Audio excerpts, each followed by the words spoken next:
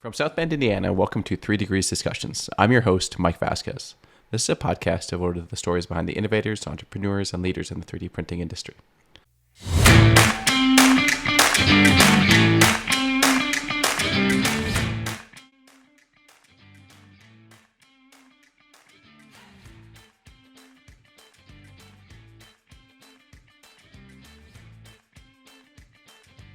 That is one of the blessings and possibly the curse of what I've had for my career.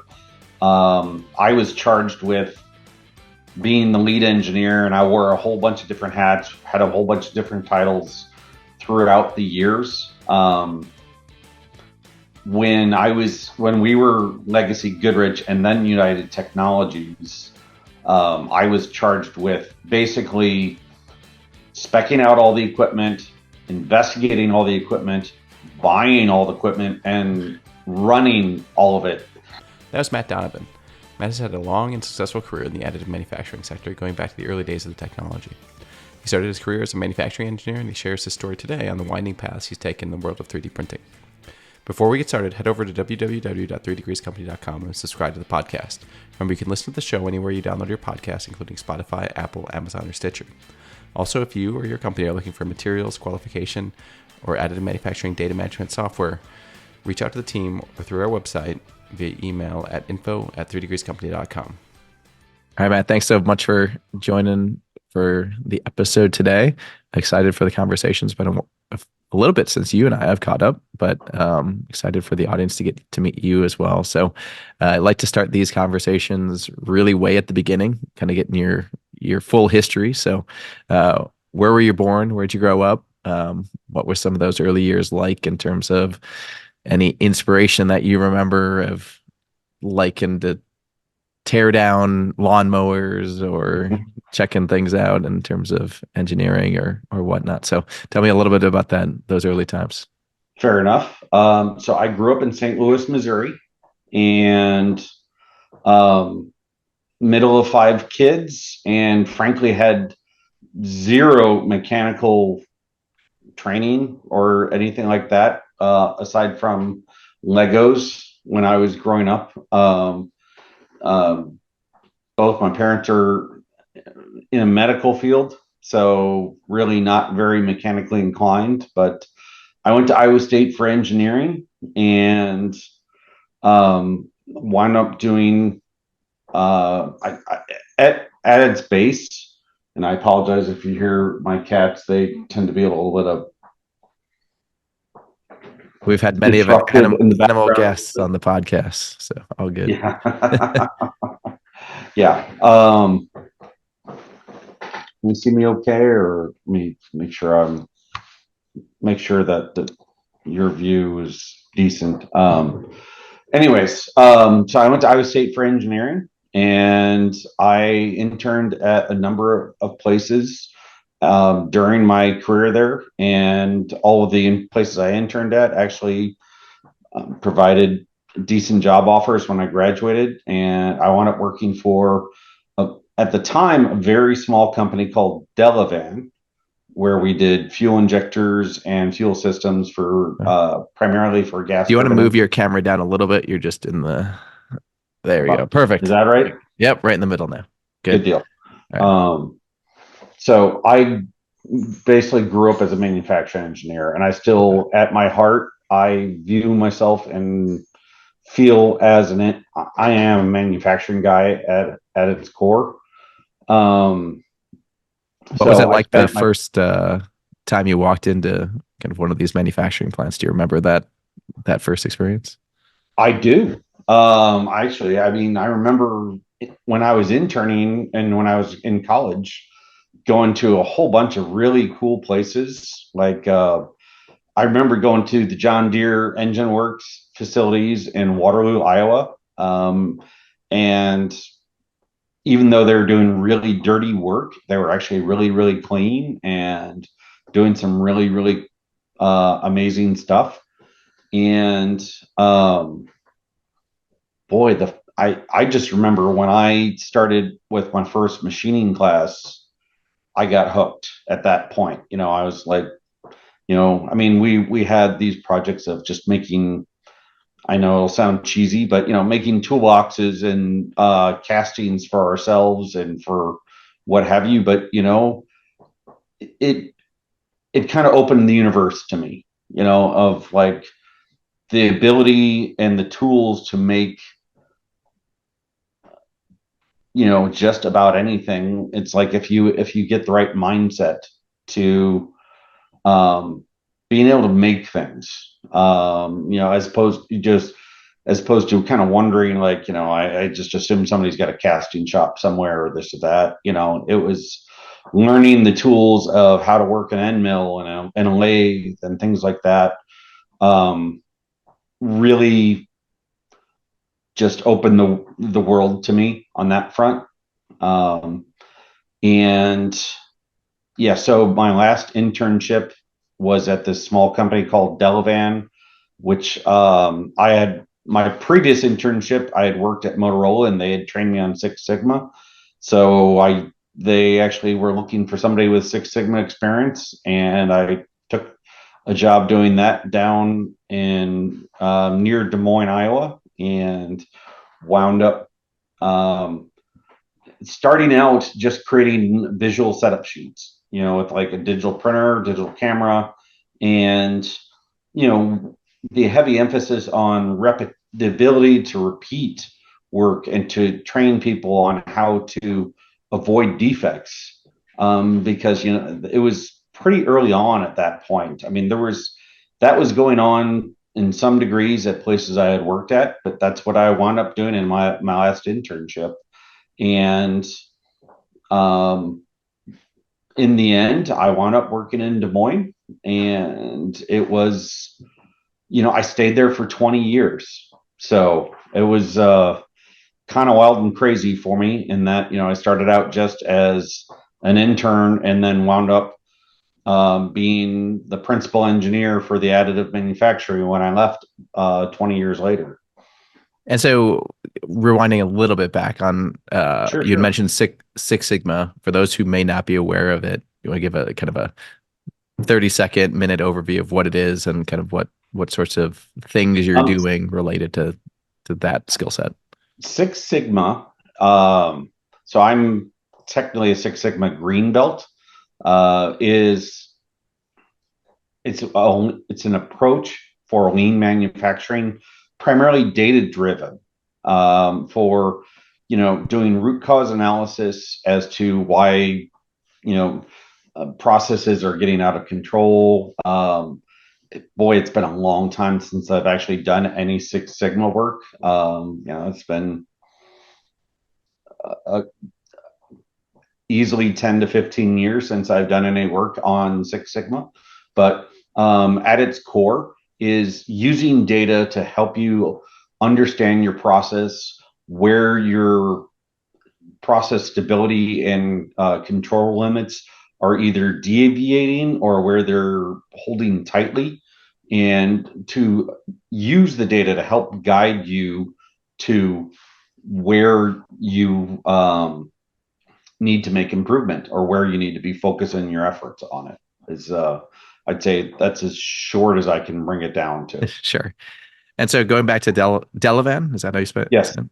Um, so you spend 20 years there. You're doing kind of additive manufacturing. Would you remember the first time you saw a printer and what type of printer that was, and what was there anything like, oh, like I want this is something I want to like sink my teeth into? Was there any? I do, in fact. So I worked at Delavan, started in January 10th of 98, and worked as a manufacturing engineer for a number of years. And then I was a quality engineer and lead investigator for field issues for like one particular instance was I actually had to lead a team to various parts of the country. We had a defect that we had found on that had basically torched one of the main engines for the Apache and the Black Hawk helicopter. So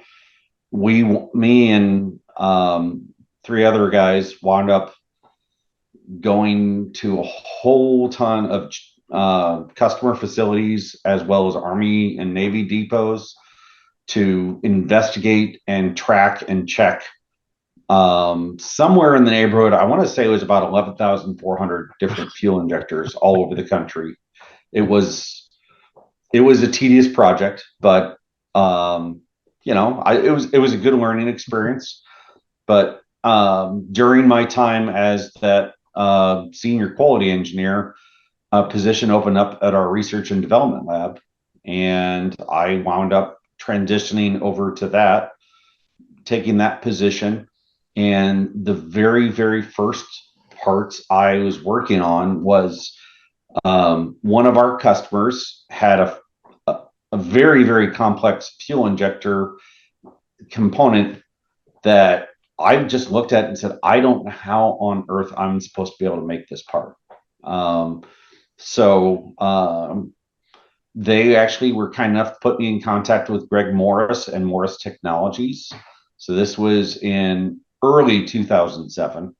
And so I wound up having several really good conversations with, Greg Morris and his team. Greg, to this day, is still a really, really good friend. And, you know, his name is pretty legendary in our industry, but you're going to have a hard time finding a humbler, nicer guy to work with than Greg. So I worked with Greg and his team for a number of years on a number of different projects. And first thing was, they had one of the very first EOS M250s. I think the only one here in the States.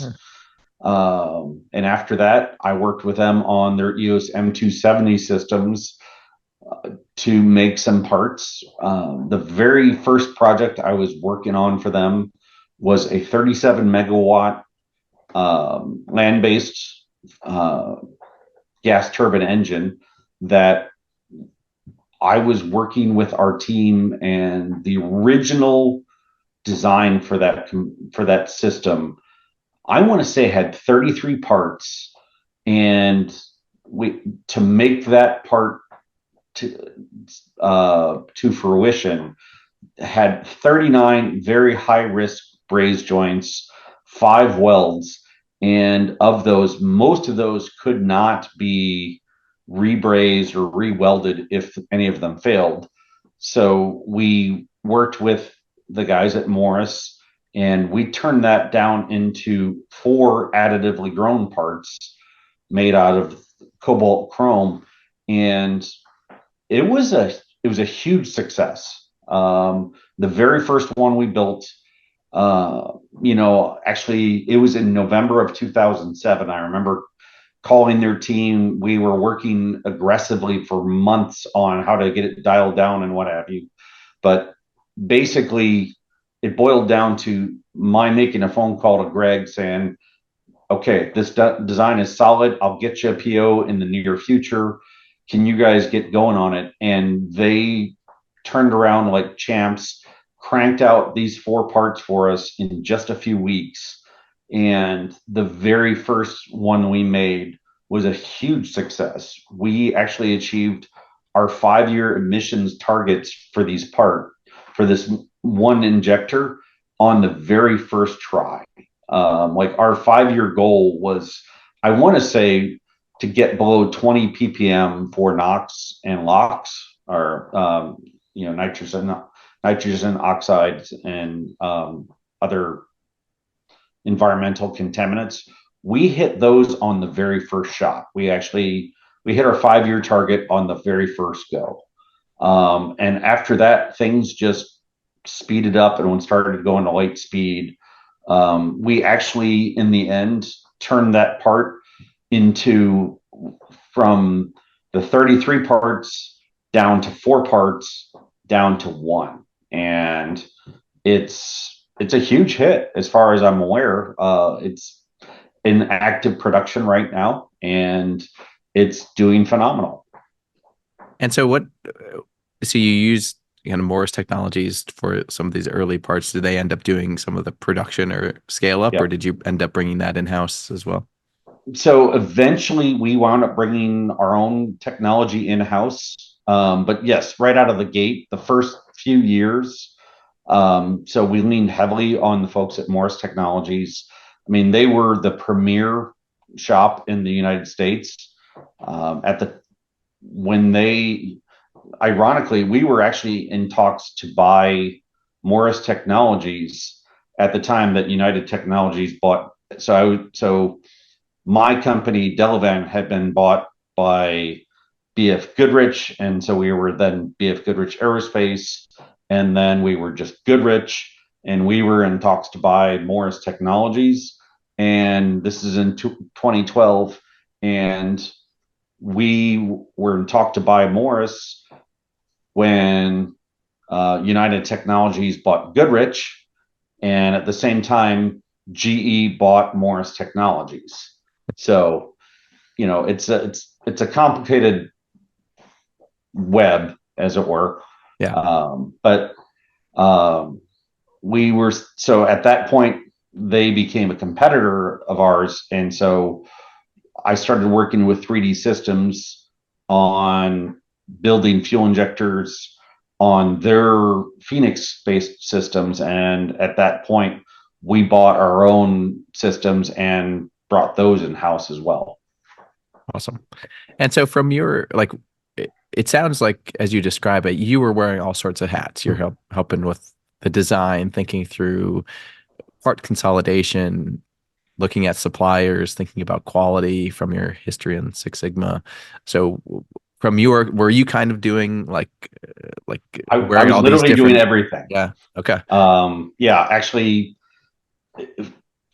that is one of the blessings and possibly the curse of what I've had for my career. I was charged with being the lead engineer, and I wore a whole bunch of different hats, had a whole bunch of different titles throughout the years. When we were Legacy Goodrich and then United Technologies, I was charged with basically specing out all the equipment, investigating all the equipment, buying all the equipment, and running all of it.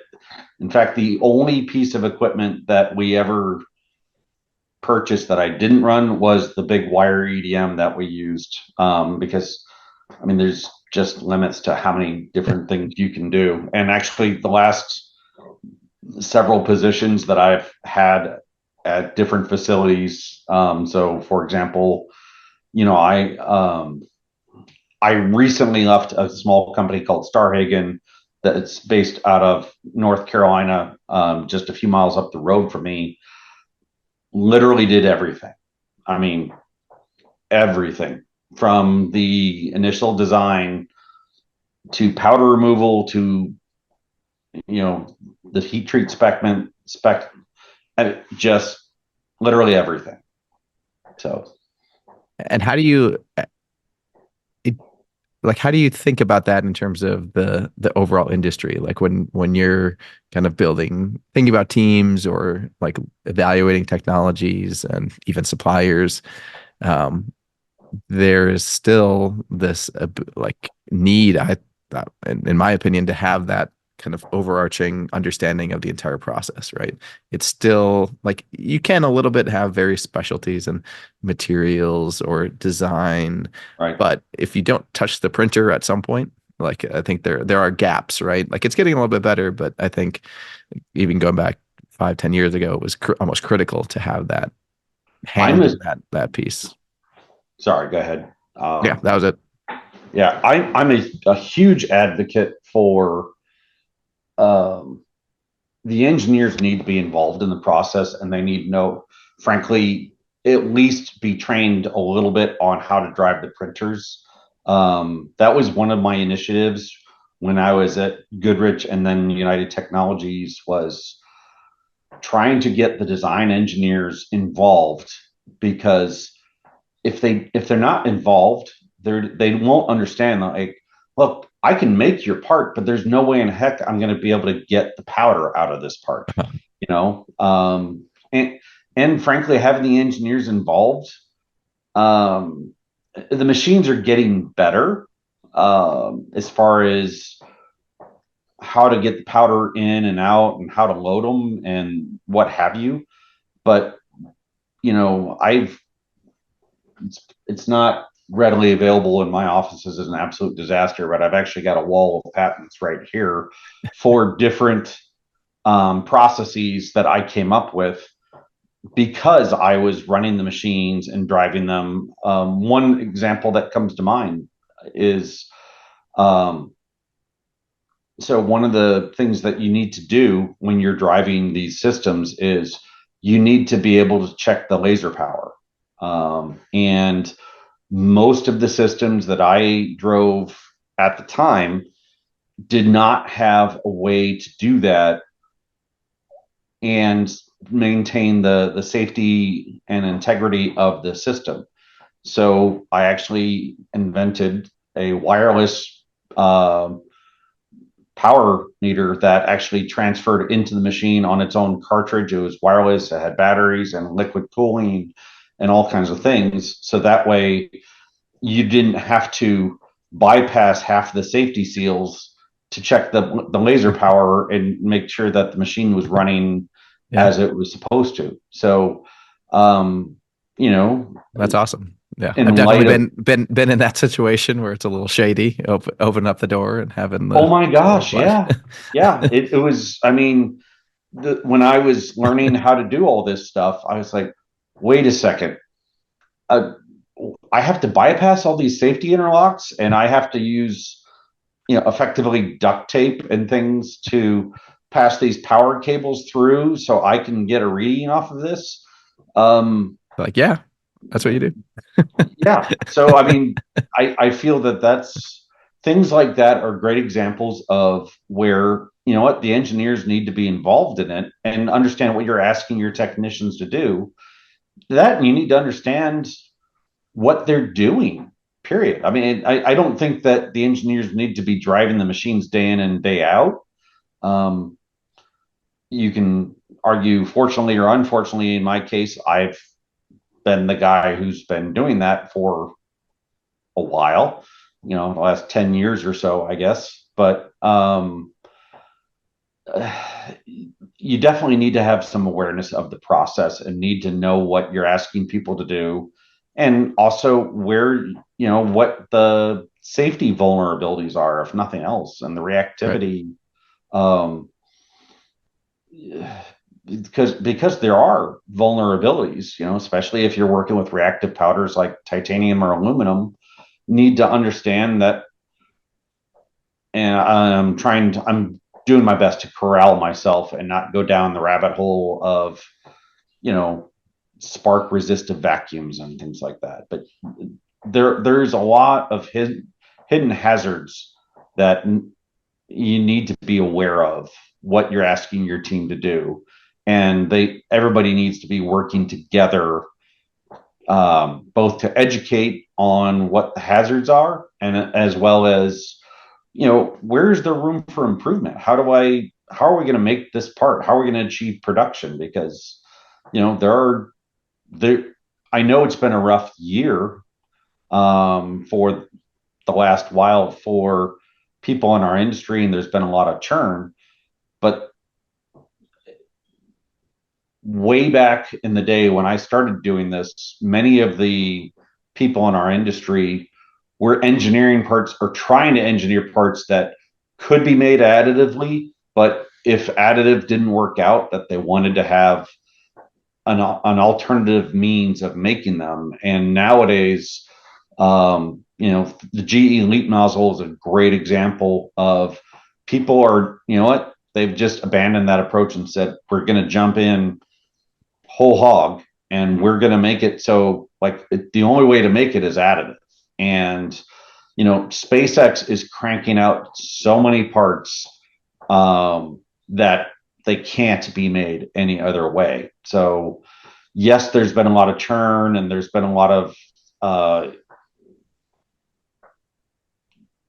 I would say turnover in the industry and a lot of employee uh, issues. Bottom line is we've made the leap. We're all in at this point. There are certain projects and certain parts that I mean, the only way we can make them is by additive. So we need to be prepared for that and get the teams and the support systems in place so that we can continue to support these platforms that are coming through. And so you mentioned a little bit about some of the other experience after Goodrich, or kind of after your first stint in kind of building up your additive career. So you want to talk a little bit about kind of some of those the gap years and some of the other experience that you've had Sure. along the way. So I worked at Goodrich on building the whole infrastructure. We started using with the at the time it was 3D Systems had bought the Phoenix AMT systems. So and we were making crazy cool parts using those systems. There was definitely some manufacturing problems with those systems, but the line that you will probably hear a lot from different people in the industry is when it worked, you could make stuff that you just couldn't make any other way. Sure. And that system, for example, has evolved, and now it's AddUp and Phoeves who are making those systems, and I'm hearing really good things about it.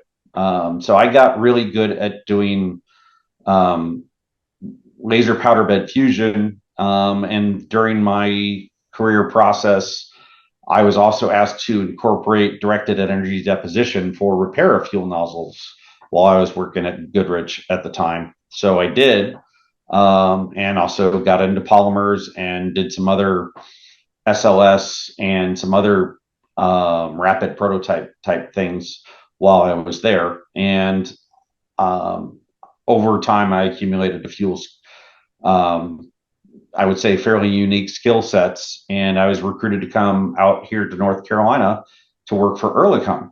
And so I was helping Earlycon build this very large facility. It's a 122,000 square foot facility that's about 5 minutes down the road from where I'm sitting right now. There were some challenges with um, I would say with the planning and the execution during that build up, and there wound up being a very large layoff. They basically laid off all the engineering staff back in 2019.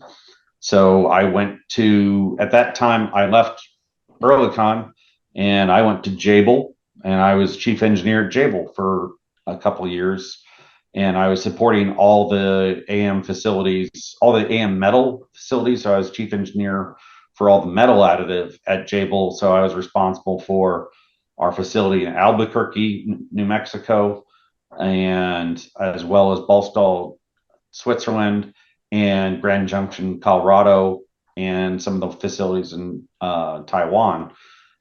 Primarily, I spent half my time in Grand Junction, Colorado.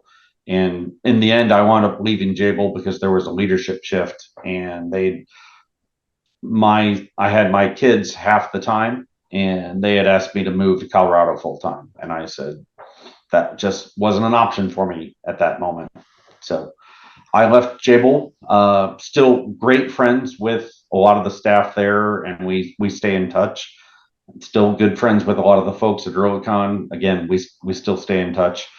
And then I've just been I did some consulting for a while, and then went to this very small startup called Starhagen here in North Carolina. And I worked there for about 15 months. And I will admit that I didn't leave on the best of terms. And frankly, I was just burnt out.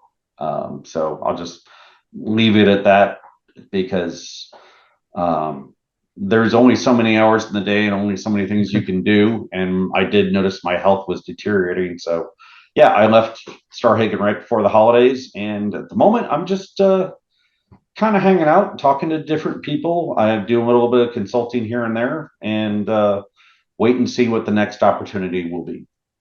And what do you think some of the problems you like to, I mean, not problems, but like, what are the things that are interesting to you in 2024 in terms of things that you see as opportunities either in the industry or that align to what you're looking for?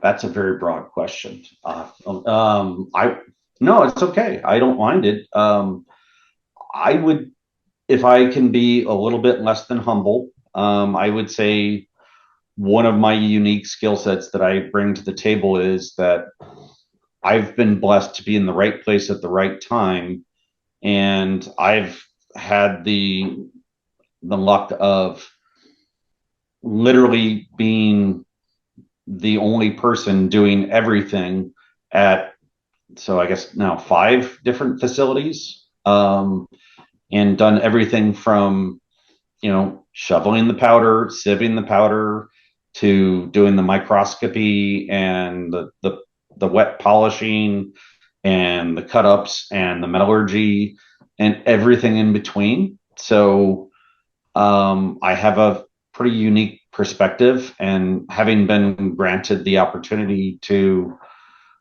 for example, when I was doing directed energy deposition at United Technologies at the same time as powder bed fusion, and had the opportunities to look and use different technologies, um, it really gave me. I view it that as a blessing, in that I've got a very unique perspective that most people haven't had the opportunity for, because a lot of people in our field, they're software experts, or they're powder bed fusion people, or they're directed energy deposition people, and I've literally done it all. So,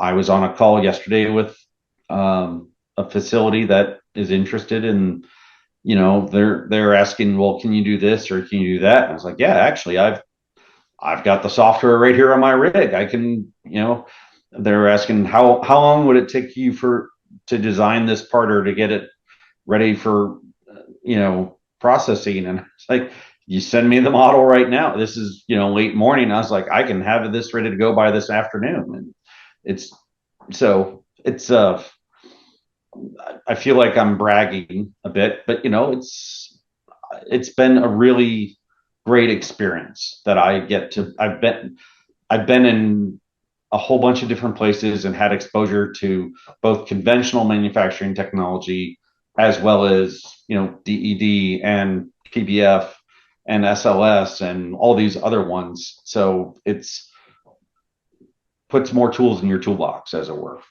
Yeah.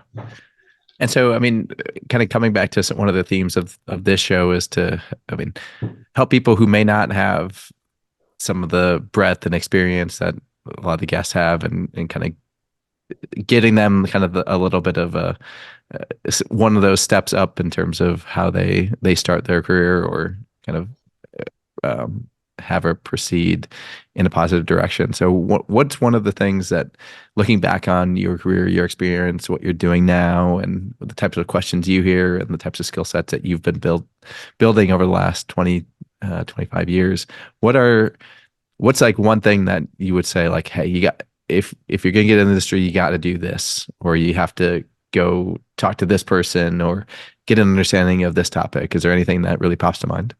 The first thing that jumped to mind is, I would say, anybody, engineer or technician, get involved in the process. At least, try to get piggybacked along and get trained, or at least get some time. We use the term stick time. Get some stick time on the machine, or shoveling powder, or building the part. And the more of the process that you can get involved in, the more that you will learn, and the better experience you'll have. So I would be I am a strong advocate for getting as much stick time as you can, in any particular area, so that way you understand both the limitations of what the process can be, how to improve it, but also how to make your parts better. Mhm. And so, just a couple more questions. So one is, I mean, looking out to the rest of the year, 2024, either from a personal standpoint or from new technology that you've seen or new applications, what's one thing that continues to make you excited about the additive manufacturing industry? Uh, I would say, boy, there's several things that I'm really excited about. Um, I will confess my immediate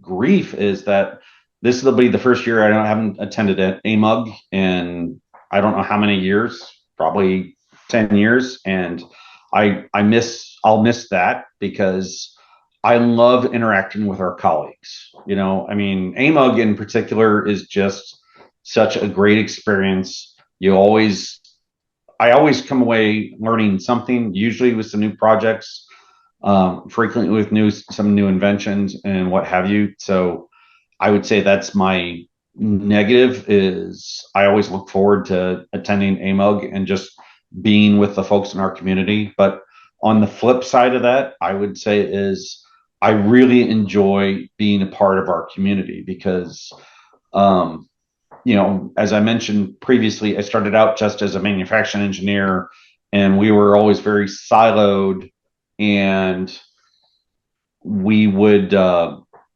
you didn't interact with your competitors a whole lot.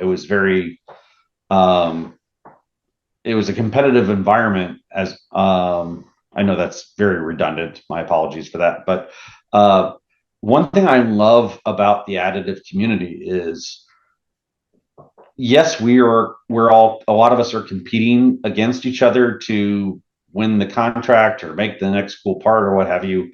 But I also love the fact that I can call anybody in our field, or frequently they call me and say, "Hey, I've got this thing and I don't know how to do it.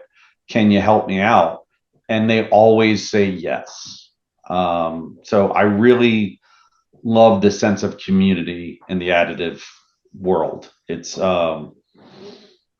I mean, there are some exceptions, of course, to everything, but the additive community, it's just it's different than everybody else that I've worked with, and I really love our community. Awesome. So last question. This is again more of a fun one. A little bit of a curveball. So if I've been asked in the last few episodes of the guests, what is there a book or a podcast or anything that has given you inspiration or you tutelage or any learnings that you can point to or would recommend to other listeners of the show? The one that immediately jumps to mind, and this is from way back in the day from college, is encouraging people to read "The Goal" by Elihu M. Goldratt. It gives a good perspective on understanding just basic manufacturing processes, and understanding where your process limitations are. So, if I had to name a book off the top of my head, that would be the first one that comes to mind. There's a whole bunch of other ones that are out there, but if I got to name one, I'll give you that one. Awesome. Well, Matt, I appreciate the time today. Thank you for so much for sharing your experience and your perspectives on the AM industry. So we'll talk to you soon. All right. Thanks, Mike. You take it easy, man.